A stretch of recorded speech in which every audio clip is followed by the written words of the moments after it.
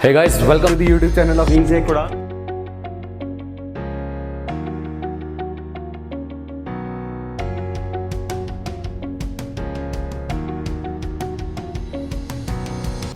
Hello everyone, welcome to another section of Ancient India syllabus for UPSC and the state services.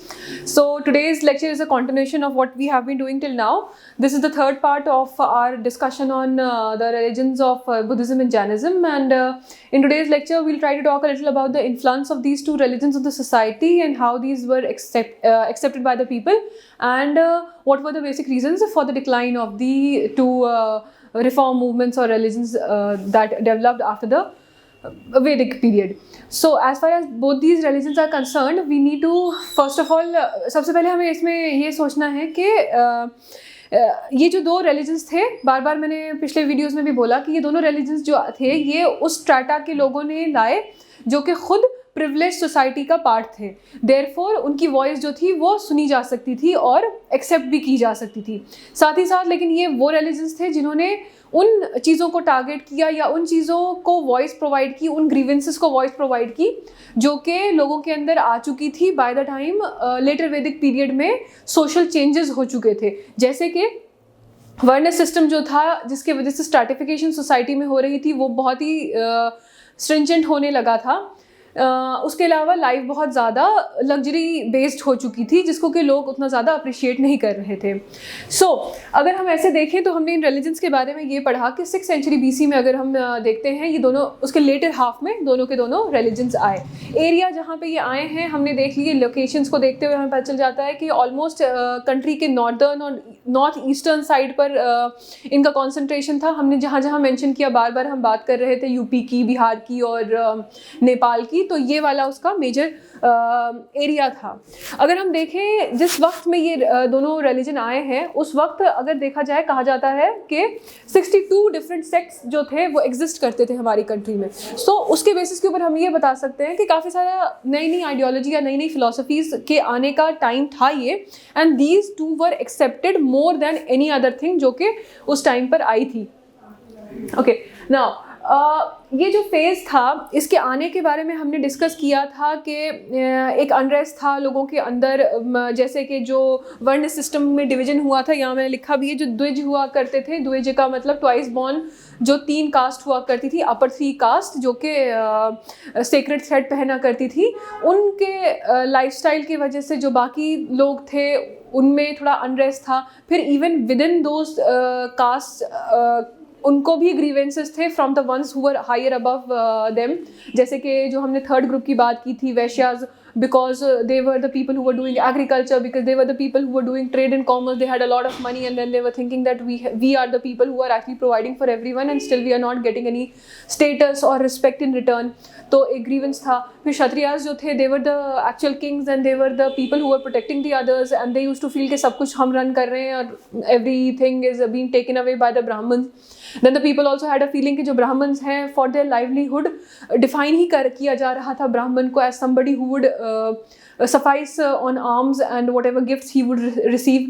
तो इस तरह की चीज़ों की वजह से अनरेस्ट था सोसाइटी में. This is something that we have covered much in the earlier lectures also. So इसी को आगे चलाते हुए इसको थोड़ा डिफाइन करके समझने की कोशिश करते हैं. इन the sense in a more definite manner हम इन पॉइंट्स को क्लब करने की कोशिश करते हैं. So as far as Jainism and Buddhism का एक्सेप्टेंस की बात है, पहली बात जो हमने बोला, वर्ण को इन दोनों रिलीजन ने रिजेक्ट किया.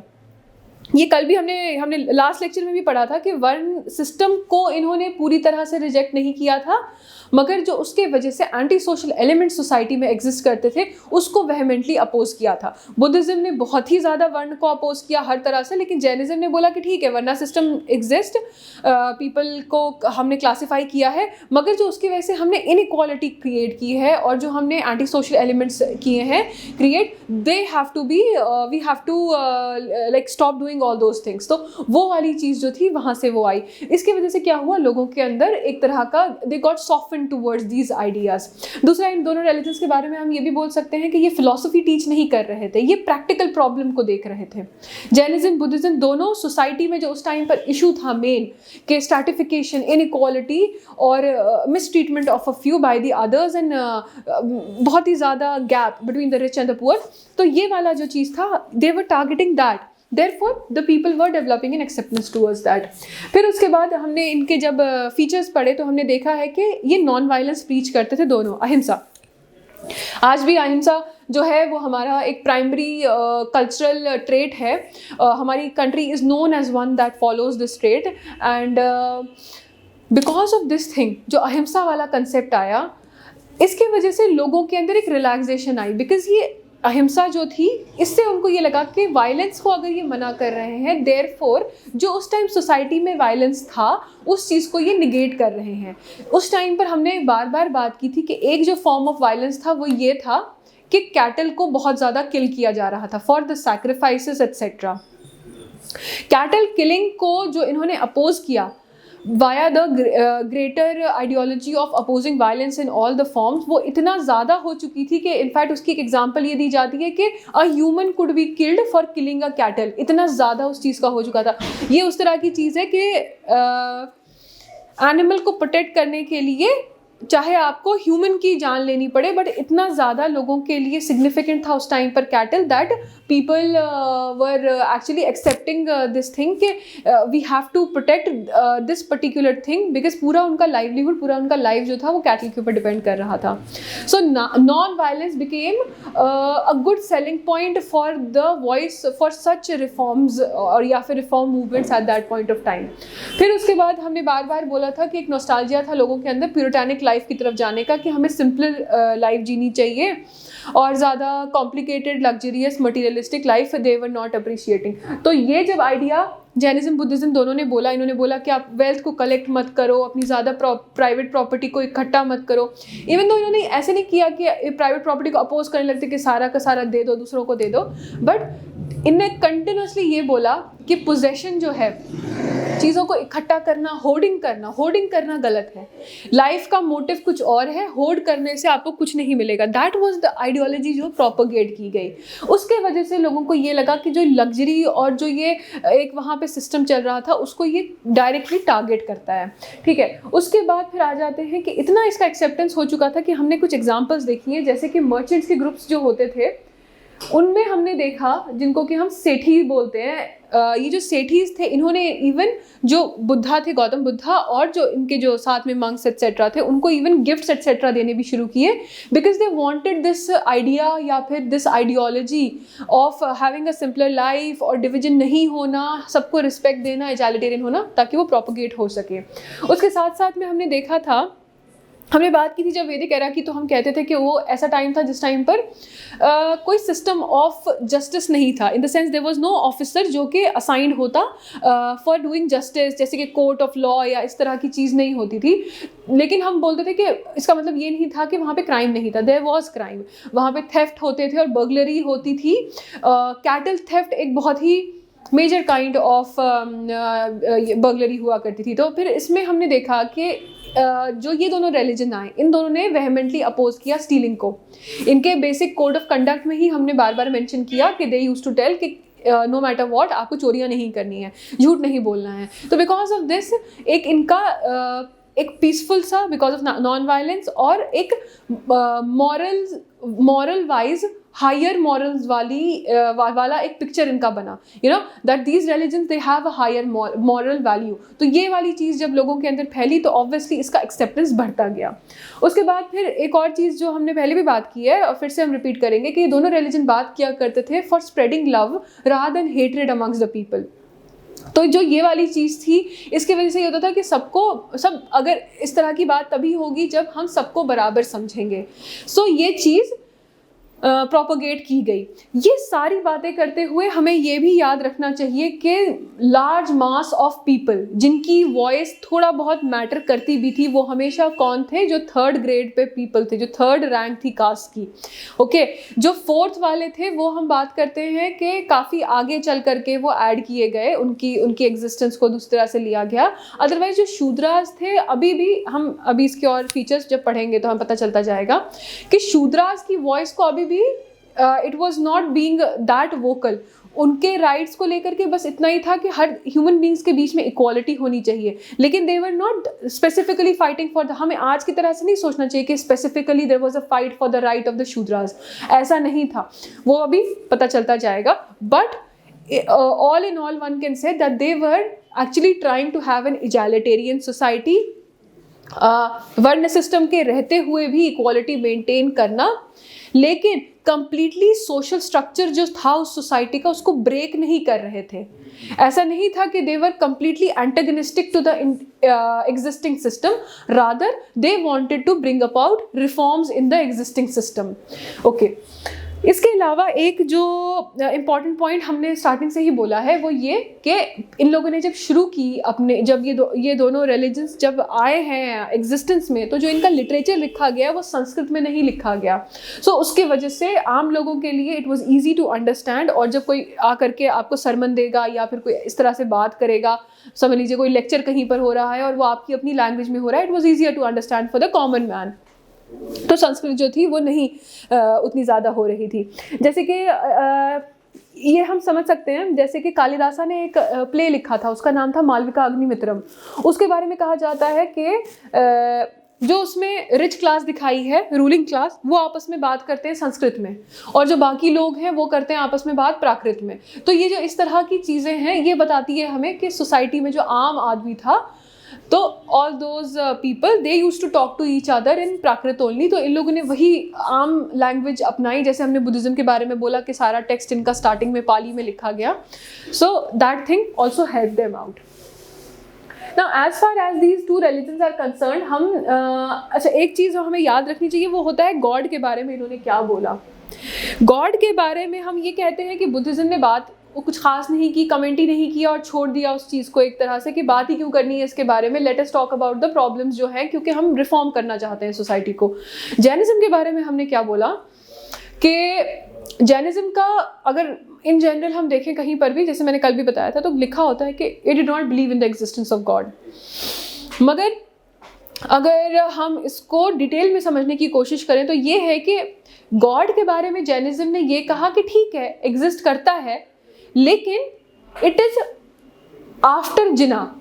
जो जिना किसका नाम हमने बोला? महावीरा का, ठीक है। तो उनके बाद उनकी बात होगी अगर करता भी है एग्जिस्ट तो ये इनका कंसेप्ट था विद रिस्पेक्ट टू गॉड। यहाँ पे हल्का सा इनका डिफरेंस था, या जो भी सिमिलरिटी आप उस तरह से इसको कंसिडर करिए। फिर उसके बाद आ जाता है हमारे पास इनके कॉन्ट्रीब्यूशंस क्या थे। अब जैनिज्म बुद्धिज्म दोनों जो हैं ये उस टाइम पर आए हैं जिस टाइम पर इन्होंने बहुत इन्फ्लुएंस किया आर्ट एंड आर्किटेक्चर को। वो जो उनका पार्ट है वो हम पढ़ेंगे डेफिनेटली जब आर्ट एंड आर्किटेक्चर, जब आर्ट एंड कल्चर का हम सिलेबस पिक करेंगे तो एक एक इनका जो स्ट्रक्चर है उसको देखेंगे। कुछ स्ट्रक्चर्स का हमने नाम लिया था, बुद्धिज्म में हमने बोला चैत्य विहारा, स्टूपास के बारे में।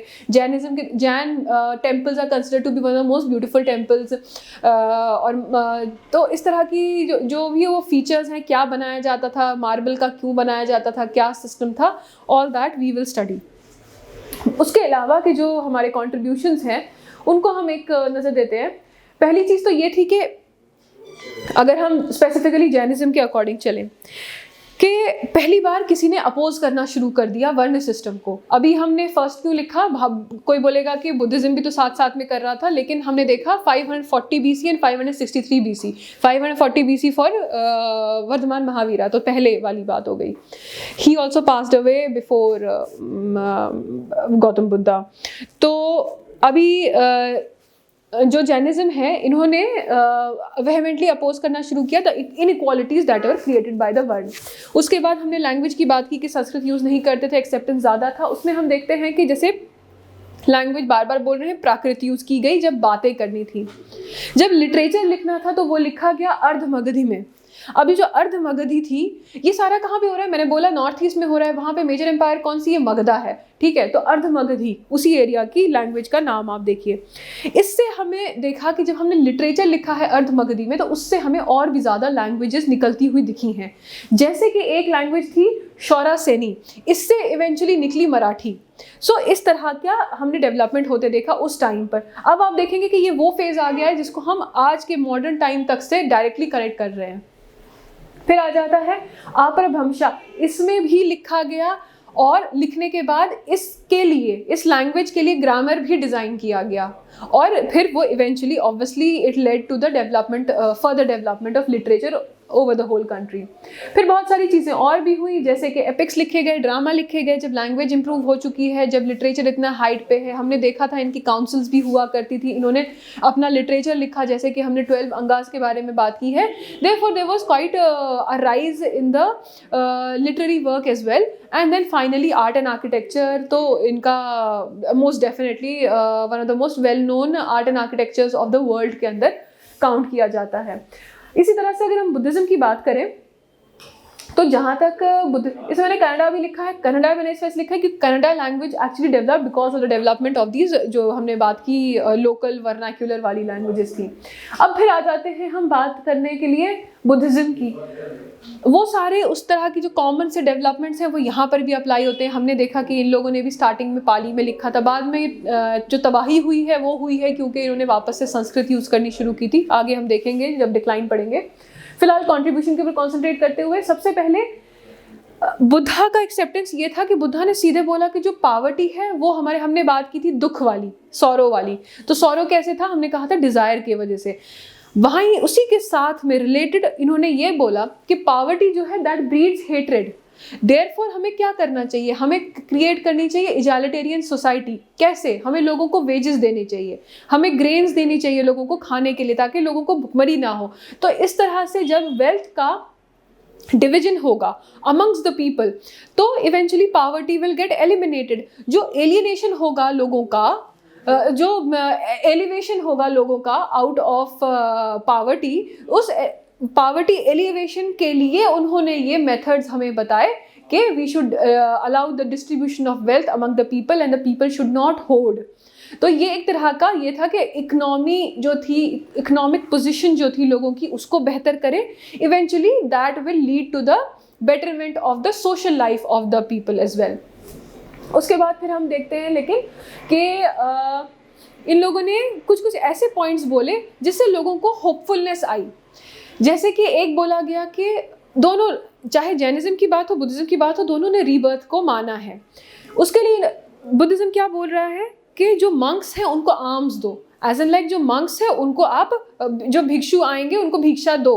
तो उससे क्या होगा कि आपको अगले जन्म में you will get the benefit of that in your next birth. तो इस तरह की उन्होंने बातें बोली। जब लोगों ने इस तरह का किया तो उससे क्या हुआ कि एक तरह की होपफुलनेस आई बंदे के अंदर कि ठीक है, no matter whatever I have done, maybe next birth मेरा अच्छा हो जाएगा। फिर इसके साथ साथ में लेकिन कुछ ईवल्स आए, वो समझते जाएंगे हम। अच्छा, फिर आ जाती है बात इनका जो कोड ऑफ कंडक्ट था। कोड ऑफ कंडक्ट मैंने ऐसे भी बोला कि कोड ऑफ कंडक्ट जो था उसको एम्फेसाइज किया गया और उसके वजह से मोरालिटी का लेवल इंक्रीज करने की कोशिश की गई। तो ये एक बहुत ही एक्सेप्टेंस का एक ऐसा मोटिव बन गया, मोटिवेशन बन गया लोगों के लिए कि people will not B lying. अगर इस आइडियोलॉजी का स्प्रेड हो गया तो लोग चोरियां नहीं करेंगे। इतना ज़्यादा था ये सारा क्राइम और थेफ्ट उस टाइम पर कि हम वैदिक पीरियड के टाइम पे पढ़ते हैं कि वहाँ पे स्पाई हुआ करते थे। जो स्पाइज होते थे नज़र रखा करते थे कि कहाँ से कौन क्या प्लान कर रहा है चोरियां करने का।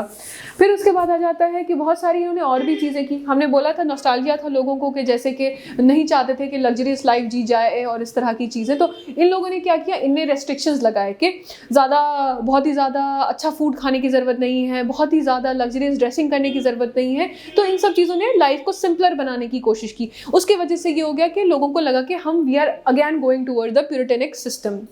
फिर उसके बाद इन लोगों ने क्या बोला कि गोल्ड और सिल्वर को भिक्षा के फॉर्म में या किसी और तरह के गिफ्ट्स के फॉर्म में एक्सेप्ट करने को इन्होंने डिस्करेज किया। ये भी एक बहुत अच्छी चीज़ थी, क्योंकि देखिए इन लोगों ने एक्सेप्ट कर लिया था Brahmanical ways of going around and asking for arms, but उसमें इतना कुछ ये they did not want people कि वो वेल्थ को इकट्ठा करें। तो इस तरह की चीज़ हुई। फिर सेल एंड परचेज वर्क को इन्होंने रेस्ट्रिक्ट किया, इवन दो ये एक ऐसी चीज़ है जो कि after the death of Buddha ये चीज़ ख़त्म हो गई, वो होनी थी, क्योंकि फिर इवेंचुअली हमने देखा कि इन्हीं सब चीज़ों की वजह से डिक्लाइन भी आया। फिर उसके बाद हम आते हैं कि हमने देखते हैं कि बहुत सारे जो लोग थे उनको ऐसी चीज़ें इन लोगों ने बोली कि जिसकी वजह से जो आम आदमी था वो खुश हुआ कि उसका फ़ायदा होगा। जैसे कि हम देखते हैं कुछ को जब संघ बने, संघ में हमने देखा कि मेल्स फीमेल्स दोनों को लिया गया, लेकिन उसके अंदर स्लेव्स को इजाज़त नहीं थी to become a part of the sangha. अगर कोई स्लेव था तो जो स्लेव ओनर्स थे दे वर सैटिस्फाइड कि ठीक है अभी उनके गुलाम नहीं जाएंगे कहीं पर।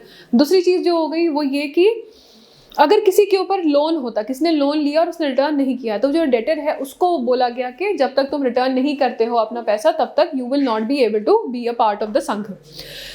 तो ये जो फैक्टर थे इसकी वजह से ये हुआ कि जो आम कॉमन लोग थे जिनके पास मनी था, even those people they did not kind of oppose the whole idea, जबकि ये बोल रहे थे कि वर्ण सिस्टम को हम नहीं मानेंगे। इसी की वजह से हमने स्टार्टिंग में ही देख लिया कि जो मर्चेंट्स का एक ग्रुप था सेठीज करके, उन्होंने गिफ्ट्स भी दिए थे बुद्धा को और बाकी लोगों को, मंक्स को।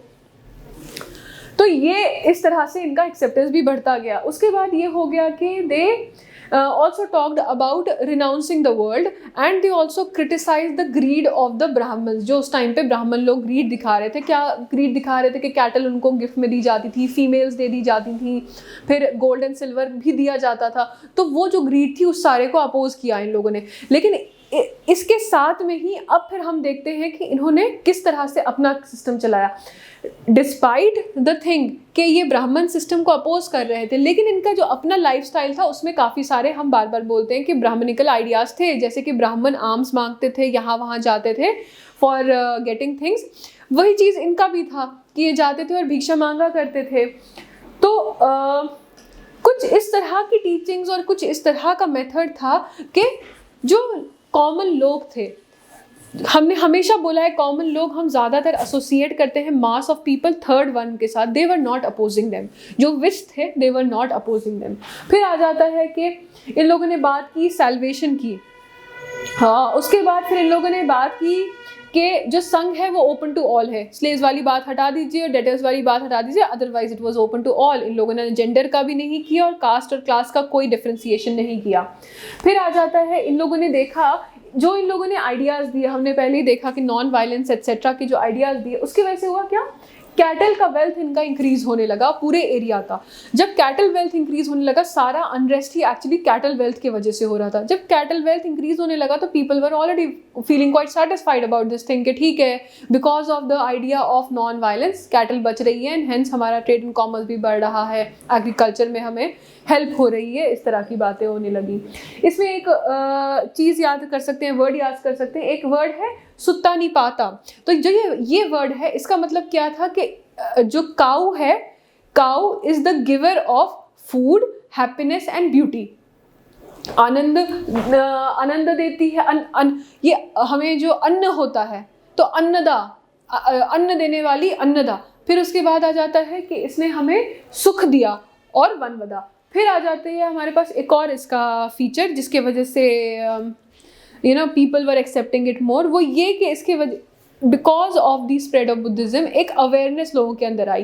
Like things were changing, life was falling apart, कोई कुछ बोल नहीं रहा था, but because of the coming of Buddhism we saw that awareness had increase amongst the people. Intellectual जो उनका एक क्वेश्चन था वो इंक्रीज हो रहा था, रैशनैलिटी इंक्रीज हुई थी, सुपरस्टिशन से बाहर निकल रहे थे। लेकिन फिर बाद में हम देखेंगे कि इसके अंदर इस तरह की चीज़ें भी आई।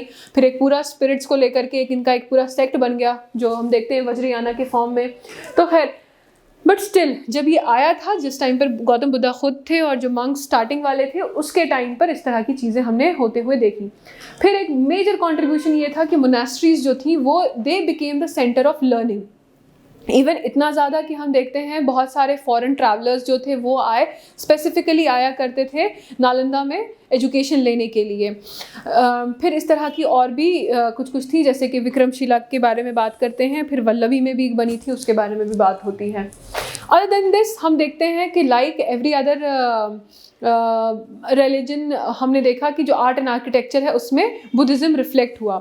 बुद्धिज़्म के और जैनिज़्म के अगर हम देख लें, हम आर्ट एंड कल्चर में तो ये पढ़ेंगे ही, लेकिन इसमें एक चीज़ हमें याद रखनी चाहिए कि इसके वजह इनके बुद्धिज़्म और जैनिज़्म में एक चीज़ ये हुई, और स्पेशली बुद्धिज़्म में, कि इन्होंने इतना ज़्यादा डिपिक्ट करना शुरू किया अपनी जो स्ट्रक्चर्स थे उसके ऊपर, कि एक बहुत ही यूनिक किस्म का एडवांसमेंट आने लगा आर्किटेक्चर के अंदर।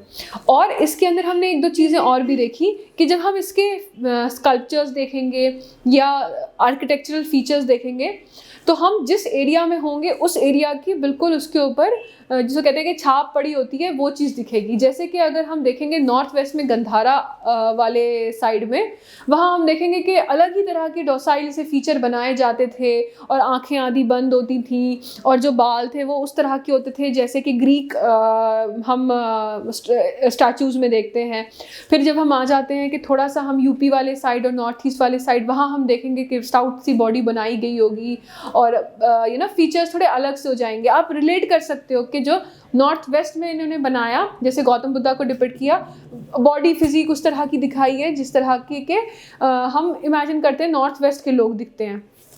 और हम थोड़ा सा इस तरफ आ जाएंगे नॉर्थ ईस्ट में, तो फिजिक और एटसेट्रा थोड़ा सा उस तरफ का हो जाएगा, जिस तरह का बॉडी और फिजिक और एनाटमी आप एसोसिएट करोगे, फिजिकल अपीयरेंस एसोसिएट करोगे with a person from that part of the world. So anyways, ये चीज़ें तो डिटेल में करनी है आर्ट एंड कल्चर में। अगर हम ऑल इन ऑल थोड़ा सा सम अप करने की कोशिश करें कि ये डिक्लाइन क्यों हुए हैं, तो उसमें हमें कुछ पॉइंट्स ऐसे देख लेते हैं। सबसे पहले तो 12th सेंचुरी के बाद याद रखिए कि बुद्धिज़्म यहाँ से ऑलमोस्ट वैनिश आउट हो गया। आज जो हमारी कंट्री में, जिस कंट्री में जो रिलीजन आया था, जैनिज़्म, बुद्धिज़्म, आज हम यहाँ पे hardly we get to see the followers. Jainism के जाने का एक हम मेजर रीज़न कंसिडर करते हैं कि उसमें कुछ जो आइडियाज़ थे, they were very strict, so not every one could easily follow it. Like for example, कोई इंसान चाहता होता कि I want a family life, I want to do several things and I also want to follow this religion, तो उसके लिए it would become a little quite difficult. जब हम इससे रिलेटेड थोड़ा बहुत करंट अफेयर्स पढ़ेंगे, हिस्ट्री से रिलेटेड, तब हमें पता चलेगा कि कई सारे ऐसे केसेस हुए हैं रिसेंट पास्ट में हमारी कंट्री में, जहाँ पर के गवर्नमेंट को एक एथिकल डिलेमा फेस करना पड़ा है। रिपोर्ट्स गई हैं गवर्नमेंट के पास में कि एक लॉ एंड ऑर्डर इशू है and somebody is being forced to starve. फिर पता चलता है कि नहीं, that person is only following the religion, religious ideas, और हमारी कंट्री में फ्रीडम ऑफ रिलीजन है। तो these are kind of dilemmas जो कि गवर्नमेंट के सामने आते हैं, और ये हमें भी समझने होंगे। Obviously we have a whole paper जिसके लिए इस तरह की चीज़ें, and in general also you need to have an idea of these things. So Jainism में ये इस तरह की कुछ चीज़ें थी जिसके वजह से ये फॉलो करना डिफ़िकल्ट हो रहा था, but still Jainism does exist. और हम देखते हैं कि people who are the most prominent people as far as trade and commerce is concerned, उस तरह के प्रोफेशंस में जो लोग हैं, इवन वेस्टर्न इंडिया में हम देखते हैं कि जैनिज़्म का स्प्रेड बहुत ज़्यादा है। बट स्टिल ऑब्वियसली हमारी अपनी कंट्री में ये religion it grew here, but still उतना एग्जिस्ट नहीं करता है। बुद्धिज़्म का भी हम सेम हाल देखते हैं, जहाँ पर हमने ये देखा कि अशोका ने अपने डॉटर को और सन को भेजा। वहाँ पे जाने के बाद उन कंट्रीज़ में हम देखते हैं कि number of Buddhism followers are much more as compare to India. अब इंडिया में क्या क्या हुआ और किस तरह से डिक्लाइन हुआ? इंडिया में देखिए, जब आया, हमने बोला एक्सेप्टेंस इसके वजह से हुई क्योंकि लोग चाहते थे सिंपल प्यूरेटिक वेज में जाने के लिए। इवेंचुअली चेंजेस आने लगे, चेंजेस इस तरह के होने लगे कि लोगों को अब वो फ़ायदा ही नहीं लगा फॉलो करने का। बाय 12th सेंचुरी एडी हम देखते हैं कि ऑलमोस्ट एक्सटिंक्ट हो चुका था।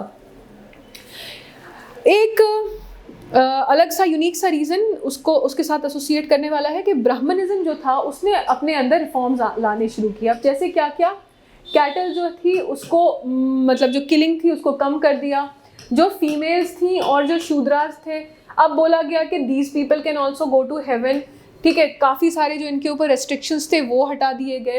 फिर कैटल वाली चीज़ हो गई। तो ब्राह्मणिज्म जो था आहिस्ता आहिस्ता अपने अंदर रिफॉर्म्स लाने लगा। इन रिफॉर्म्स की वजह से ये होने लगा कि जिन रीजंस के वजह से people were moving away from Brahmanism, वो चीज़ अब ख़त्म होने लगी, तो people would stay with where they were. फिर उसके बाद दूसरा आ जाता है कि अपने अंदर ही करप्शन आने लगा। ये जो करप्शन था ये ऐसे था कि दो चीज़ों का इसमें इशू हम देखते हैं। एक तो ये कि गौतम बुद्ध ने खुद ही बोला था कि वो मेल एंड फीमेल बोथ जो है these I have made the members of it, तो थोड़ा सा इसको कंटिन्यू करने में दिक्कत होगी। तो ये एक जेंडर बेस्ड थोड़े से इश्यूज हो गए, थोड़ा सा इमोरालिटी वाला आ गया कंसेप्ट। दूसरा करप्शन था बिकॉज ऑफ मनी। तो जो ये मनी वाला था ये ऐसे था कि मैंने पहले भी एग्जांपल दिए कि इतना ज़्यादा रेवेन्यू आता कि हम बोलते हैं नालंदा यूनिवर्सिटी के पास ही 200 विलेजेस का रेवेन्यू आता। तो इतना मनी होने के बाद to keep your morals intact requires some character. तो वहाँ पे काफ़ी सारे लोग जो थे दे मस्ट हैव स्लिप्ड, और उसकी वजह से वो करप्शन इतना फैल गया, उनका लाइफस्टाइल इतना रिच होने लगा कि फिर वो जो कनेक्शन था उनका लोगों के साथ में, बेस्ड अपॉन द फैक्ट कि we are living a simple life, you also live a simple life, everything हमें इक्वालिटी करनी चाहिए, वो चीज़ ही निगेट होने लगी।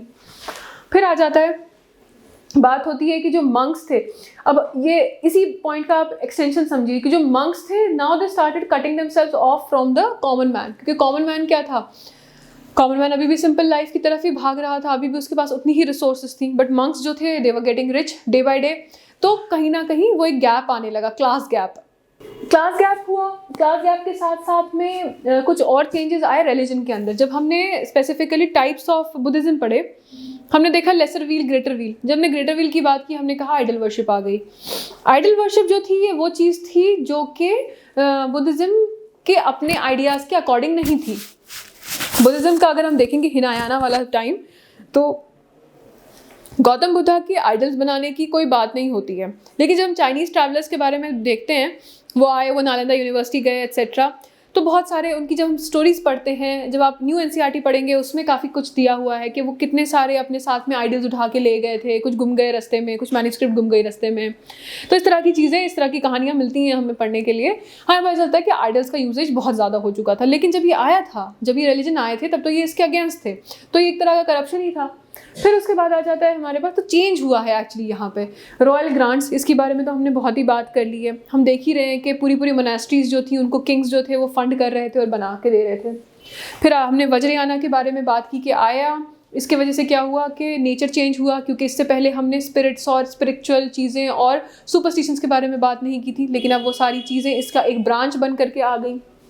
फिर उसके बाद एक बहुत ही मेजर जो रीज़न था वो ये था कि हम देखते हैं 6th-7th हम देखते हैं कि 6th सेंचुरी के बाद का टाइम में कुछ किंग्स ऐसे हैं जिन्होंने सामने इनको परसिक्यूट करना शुरू कर दिया, जो फॉलोवर्स थे, जिसमें मेजर नाम आ जाता है पुष्यमित्र शुंगा का। मिहिरकुला करके ये हुना किंग होते थे। फिर एक जाते हैं शशांका गौड़ा। शशांका गौड़ा ने क्या किया था, बोधि ट्री जो थी उसी को काट दिया था। तो इस लेवल का परसिक्यूशन कर रहे थे और इस लेवल के अगेंस्ट थे। जैसे कि बहुत सारे लोग सपोर्ट में थे, हमने बात की थी अशोका की, पालास की, वो लोग सपोर्ट कर रहे थे, ये लोग अपोजिशन में थे। फिर देखते हैं हम कि इसके स्प्रेड की और बात हमने बात की थी जब जैनिज्म की, तो हमने किया था श्वेतांबरा दिगंबराज में ये डिवाइड हो गए थे। हमने कहा था कि फेमीन आया था नॉर्दर्न पार्ट में, तो वो सदर्न सेक्शन की तरफ चले गए थे। लेकिन हमने देखा कि साउथ में इनको ऐसा नहीं था कि एक्सेप्ट हो गए, not just from the kings but also from the Shaivite. जैसे हमने ये शशांका गौड़ा बात की, तो ये भी एक शैवाइट हुआ करते थे। वैसे हमने देखा कि साउथ में जो बाकी भी जो थे वैष्णविक्स और शैवाइट्स, ये अपोज करते थे, लॉर्ड शिवा के फॉर्म में मानने वाले और लॉर्ड विष्णु के फॉर्म में मानने वाले। तो इस तरह से ये लोग अपोज किया करते थे इस न्यू आइडियोलॉजी को। ये वैसी बात है कि जैसे पहले ब्राह्मण्स इनको अपोज किया करते थे, हमने कहा था भगवतिज्म वाले इनको अपोज करते थे, सिमिलरली ये भी अपोज करते थे। फिर आ जाती है हमारे एक और रीज़न इनके फॉल का, वो ये कि जो इनकी मोनास्ट्रीज थी या जो भी टेम्पल स्ट्रक्चर्स जो थे, वहाँ पे हमने बोला कि बहुत वेल्थ कलेक्ट हो गई थी, और वो जो चीज़ थी that became known all over the world. हम बोल रहे हैं कि मैन्युस्क्रिप्ट लेने, आइडल लेने के लिए लोग चाइना से आए हुए थे। वैसे ही अब जो टर्क्स थे, तो जो टर्किश साइड था, जो एनाटोलिया वाला साइड था, वहाँ पर जो थे the people they knew about these thing. तो जब इन्वेजन ऑफ इंडिया शुरू हुआ, तो उस टाइम पर जब ये टर्क्स एट्सेट्रा आए थे, तो obviously they were attracted by the wealth of these places and therefore ये जो प्लेसेस थी इनकी ठीक ठाक प्लंडरिंग हुई थी। अब ये हमारे राजे ले लो या फिर ये जो इन्वेडिंग टर्क्स थे, इन सब ने obviously when they would come and when they would attack, तो there was mass killing of people, और इसके बारे में भी चाइनीज ट्रैवलर्स ने लिखा हुआ है। फिर उसके बाद हम देखते हैं कि इतना ज़्यादा परसिक्यूशन हो चुका था कि नेपाल एंड तिब्बत और इस वाले एरियाज़ की तरफ लोग पीपल हैड टू माइग्रेट, जो मंक्स एट्सेट्रा फॉलो करने वाले थे।